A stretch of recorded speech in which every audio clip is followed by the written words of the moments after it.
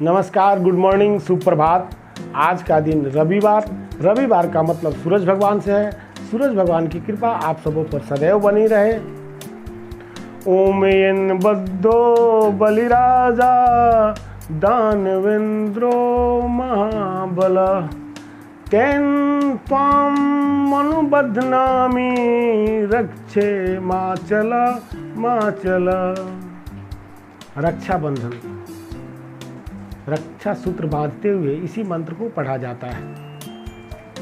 रक्षाबंधन में एक दिन शेष रह गया है। कल रक्षाबंधन है। ये सावन के पावन महीने में पूर्णिमा के रोज, और उस पर भी सबसे बड़ी मजे की बात सोमवार का दिन है। इस सावन का पावन महीना सोमवार को पूर्णिमा का दिन हमारी बहनों के लिए कितने बड़ी उपहार और खुशियां लेकर आया है। पूर्णिमा रक्षाबंधन का दिन हमारी बहनों के लिए वरदान का दिन होता है। दोस्तों, कहा तो यूं जाता है, शास्त्रों में भी इसका जिक्र है। सर्वप्रथम माता लक्ष्मी ने महाशक्तिशाली राजा बलि को राखी बांधी थी, रक्षा सूत्र में बांधा था।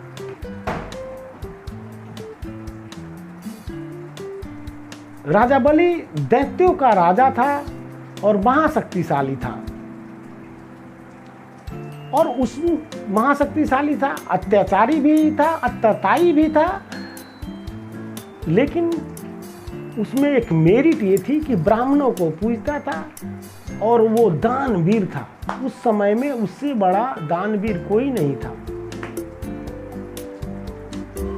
100 यज्ञों को पूर्ण करके राजा बलि स्वर्ग सिंहासन को छीनना चाहता था। इससे डर कर, भयभीत होकर, शशांकित होकर देवराज इंद्र पहुंचे क्षीर सागर भगवान विष्णु के पास और भगवान विष्णु से गुहार लगाई। उसके तत्पश्चात भगवान विष्णु ने वामन अवतार लिया। वामन अवतार का मतलब 52 उंगलियों के हाइट का मनुष्य। तो स्वयं नारायण वामन अवतार में राजा बलि के दरवाजे पर पहुंचते हैं। फिर राजा बलि का पहरेदार देखता है और मोहित हो जाता है। वो तो स्वयं नारायण थे, तो उनको देख करके उस पर से भी एक बालक के रूप में ब्राह्मण मोहित हो गए। पहरेदार दौड़ कर गए, पूछे कि बालक ब्राह्मण आपको क्या चाहिए। नारायण बोले कि मुझे ऐरो गैरो किसी से बात नहीं करनी है, मुझे तो सिर्फ राजा बलि से बात करनी है। सुना है कि वो दानवीर हैं। फिर पहरेदार दौड़ते हुए राजा बलि के पास पहुंचे। राजा बलि उस समय उनकी पुत्री रत्नमाला और दैत्यों के गुरु शुक्राचार्य वहाँ पे विराजमान थे। जैसे ही ये सूचना पहरेदारों ने राजा बलि को दी कि महाराज कोई बालक ब्राह्मण दरवाजे पर आ गया है जो आप ही से मिलने की रट लगा रखा है। फिर राजा बलि उठे वहाँ से, उनके साथ उनकी पुत्री रत्नमाला और दैत्यों के गुरु शुक्राचार्य तीनों चल पड़े। दरवाजे पर आए तो देखते हैं कि एक बालक, एक ब्राह्मण बालक, खूबसूरत, जिसकी सुंदरता पर सब कोई मुग्ध हो जाए। उनकी पुत्री, राजा बलि की पुत्री रत्नमाला मोहित हो गई और मन में ये सोचने लगी कि काश मेरा पुत्र भी ऐसा होता तो मैं इसे अपने सीने से लगाकर दूध पिलाती, अपना स्तनपान कराती। फिर राजा बलि को शुक्राचार्य समझ गए कि ये कोई बालक नहीं है, कोई छलिया है, ये स्वयं नारायण है जो राजा बलि को पराजित करने आए हैं। तो दैत्यों के गुरु शुक्राचार्य राजा बलि की तरफ इशारा करते रहे कि ये भगवान है, कोई ऐरू गैरू बालक ब्राह्मण नहीं है। फिर भी राजा बलि को तो सब मुग्ध हो गए नारायण के बालक स्वरूप ब्राह्मण के भेष में। फिर राजा बलि खुश होकर बोला कि मांगो, क्या मांगते हो बालक ब्राह्मण, क्या चाहिए, हीरे जवाहरात अशरफी क्या चाहिए, जो चाहिए सब ले लो।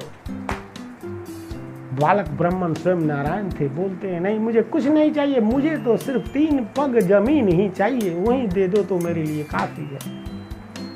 राजा बलि बोला तथास्तु, ये कौन सी बड़ी बात है, मैं तो तीनों त्रिलोकों में मेरी ख्यातियां हैं, जहां से इच्छा वहां से आप 3 पग जमीन नाप लीजिए। फिर नारायण स्वयं बालक ब्राह्मण पहले पांव से तो धरती को नाप दिया, दूसरे पांव से आकाश को, और तीसरा पग पूछा कि राजा बलि अब कहाँ रखूं बताओ। राजा बलि ने अपना सर रख दिया और बोला कि हे प्रभु, आप अपना तीसरा पग मेरे सर पे रख दीजिए। तब रत्नमाला उनकी बेटी जो वहाँ खड़ी थी वो ये सोचने लगी, उस बालक के पैर को, विराट पैर को देखा और समझ गई कि तो स्वयं नारायण है, ये हमारे पिता को छलने आए हैं, मेरे पिता को छलने आए हैं। तो क्रोध में मन में सोचने लगी रत्नमाला कि ऐसा पुत्र होता तो मैं जहर ही अपने स्तन में लगा करके पिला देती। देखिए रत्नमाला जो राजा बलि की पुत्री है, उसके 2 तरह के विचार भाव उत्पन्न हुए। पहले दफे में जब बालक स्वरूप नारायण को देखी तो उसको इच्छा हुई कि वो अपने स्तन से ऐसा पुत्र होता कि अपना दूध वो पिलाती। फिर नारायण भी मन में बोल दिए तथास्तु। फिर उसने जब ये जाना कि ये छल करने आया है, ये नारायण है, ये बालक नहीं है, तब वो ये सोचने लगी कि ऐसा पुत्र होता तो स्तन में जहर विष लगाकर मैं इसको पिला देती। फिर नारायण भी अंदर ही अंदर बोल दिए तथास्तु।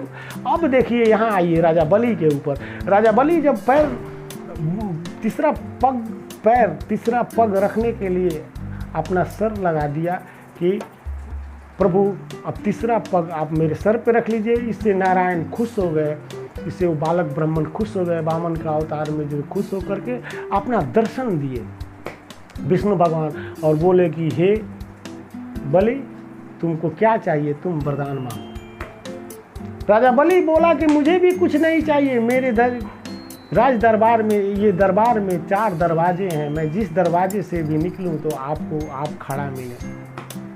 मतलब नारायण को पहरेदार बना दिया, जो स्वयं सृष्टि करता है, सृष्टि के पालन करता है, पोषण करता है। काफी दिनों तक क्षीर सागर नहीं लौटे नारायण। माता लक्ष्मी उदास होने लगी। तब नारद मुनि वहां पहुंचते हैं और माता लक्ष्मी को एक सुझाव देते हैं कि माता, कल सावन का पूर्णिमा है, आप जाएं राजा बलि के पास, उसको भाई बनाएं और उसके हाथों में राखी बांधे। फिर वो इंद्र से भी बड़ा दानवीर है, उसके जैसा इस तीनों त्रिलोक में कोई दानी नहीं है, आपको निराश नहीं करेगा। और राखी जब आप बांधेंगे उसके बदले में अपने पति नारायण को मांग लीजिएगा। ये सुझाव पसंद आया माता लक्ष्मी को और पहुंच गई राजा बलि के दरवाजे पर। फिर वहां राजा बलि को रक्षा सूत्र में बांध दिया। उतना महाशक्तिशाली राजा बलि को रक्षा सूत्र में बांध दिया माता लक्ष्मी ने। फिर राजा बलि बोला कि मांगो बहन, क्या मांगती हो? तो मेरे स्वामी को, मेरे नारायण को मुझे लौटा दो, ये तुम्हारे ही तो हैं। उसने राजा बलि ने लौटा दिया। इस तरह की कथाएं हैं, इस तरह की हमारे शास्त्रों में तब से ये रक्षाबंधन का त्यौहार मनाया जाता है। और वो जो राजा बलि की पुत्री रत्नमाला थी, जिसे पहला भाव आया कि इतना सुंदर मेरा पुत्र होता तो मैं अपने स्तनपान कराती, दूध पिलाती। और दूसरा भाव आया जब वो जान गई कि नहीं ये स्वयं नारायण हैं, ये सब कुछ छीन लेने वाले हैं, तो गुस्से में उसके अंदर ऐसा भाव आया कि ऐसा पुत्र होता तो मैं अपने स्तन में विष लगाकर इसको पिला देती। तो वहीं जब कृष्ण का जन्म हुआ है तो पूतना बनी है, और वहीं कृष्ण भगवान उसकी जो इच्छा थी उसको पूर्ण किए हैं। शुरू में ऐसे कहा जाता है शास्त्र में, शुरू में उसने सचमुच जो पहले भाव में सोची थी उस तरह के वो कृष्ण भगवान आँख मूंद लेते हैं और दूध पीते हैं, स्तनपान करते हैं। फिर बाद में उसके अंदर जो भाव आया था कि विष पिला देती, तो फिर उस तरह से उसका पूरा विष पी लेते हैं और पुतना को की मौत हो जाती है। तो पुतना वही रत्नमाला थी, मैं ये कहना चाहता था।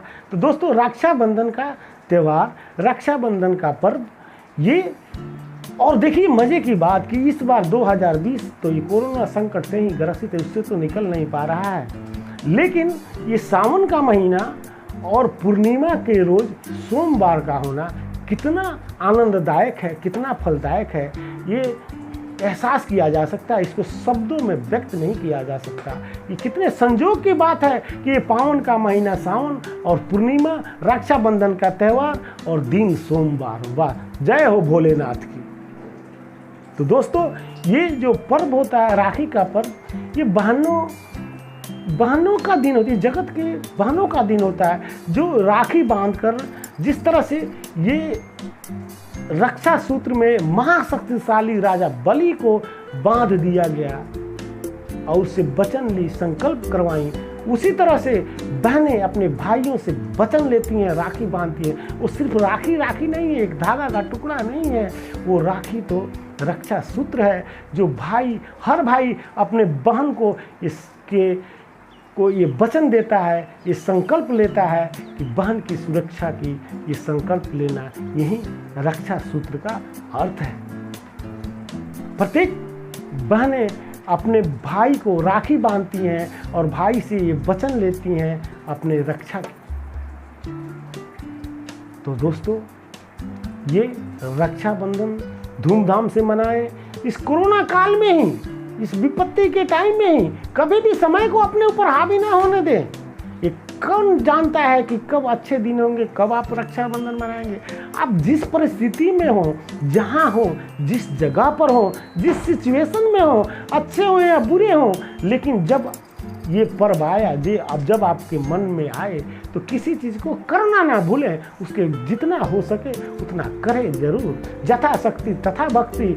जब दिन खुले थे, दिन अच्छे थे, सारी दुकानें खुली थी, बहनें जाकर रंग बिरंग की राखियाँ खरीदती थीं, भाई जाकर रंग बिरंग के उपहार लाते थे बहनों के लिए। आज सब कुछ लॉकडाउन हो रखा है, फिर भी हम हार नहीं मानेंगे और खुले मन से, खुले दिल से कल सोमवार को राखी का, रक्षाबंधन का त्यौहार मनाएंगे। और ये बहनों के लिए वरदान का दिन होता है।